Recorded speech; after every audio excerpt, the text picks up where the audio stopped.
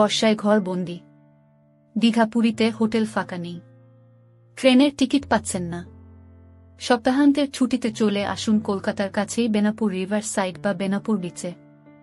একেবারে অফবিট একটা জায়গা, অথচ কলকাতার একেবারে কাছে। একবেলা ঘুরেই বাড়ি ফিরে আসা যায়। বেনাপুর অনেকেই নাম শোনেনি, কিন্তু কলকাতার কাছেই যাকে বলে ঢিল ছোড়া দূরত্বের মধ্যেই রয়েছে অসাধারণ একটা বেড়ানোর জায়গা। রূপনারায়ণ নদীর পাড়ে বেনাপুর চর, অনেকে একে বেনাপুর বিচও বলে থাকেন।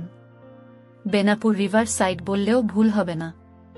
গাড়িতে বা বাইকে করে সকালে গিয়ে বিকেলে ফিরে আসা যায় এখান থেকে। এতটাই কাছে এই বেনাপুর চর। বর্ষায় রূপনারায়ণ নদী একেবারে ভরে যায়। টলটলে পরিষ্কার জল আর তার পাড়ে সবুজ ঘাসের মাঠ। নদীর পাশে সরু একটা খাড়িও রয়েছে। অসাধারণ সুন্দর একটা জায়গা। এখানে দাঁড়িয়ে নদীর উপরে বৃষ্টি পড়ার দৃশ্য মুগ্ধ করবে।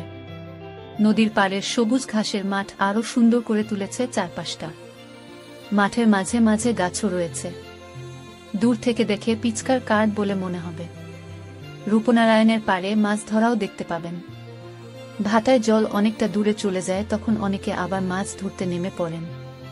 চাইলে এখান থেকে মাছ কিনে নিয়ে যেতে পারেন, তবে এখানে খাবার তেমন কোনো বন্দোবস্ত নেই, তাই বাড়ি থেকে খাবার নিয়ে আসাই ভালো। একেবারে মনসুন পিকনিক সেরে ফেলুন এই বেনাপুর চরে। এখানে অনেক মাছ ধরার নৌকাও দেখা যায়। বেনাপুর যাওয়ার রাস্তা একেবারেই সোজা। বাগনান হয়ে আসা যায় এখানে। বাইকে অথবা গাড়িতে এখানে আসতে হলে ১-৬ নম্বর জাতীয় সড়ক ধরে বাগনানে আসতে হবে প্রথমে। বাগনান থেকে আন্টিলা ব্রিজ পার করে চলে আসা যায়। গাড়িতে এবং বাইকে ২ ঘন্টা মতো সময় লাগবে এখানে আসতে। আর ট্রেনে এলে খড়গপুর, মেদিনীপুর অথবা পাঁশকুড়া লোকাল ধরে বাগনানে নেমে যেতে হবে। সেখান থেকে ভাড়ার গাড়ি পাওয়া যায় বেনাপুরের জন্য। ম্যাজিক গাড়ি ভাড়া জনপ্রতি ২০ টাকা।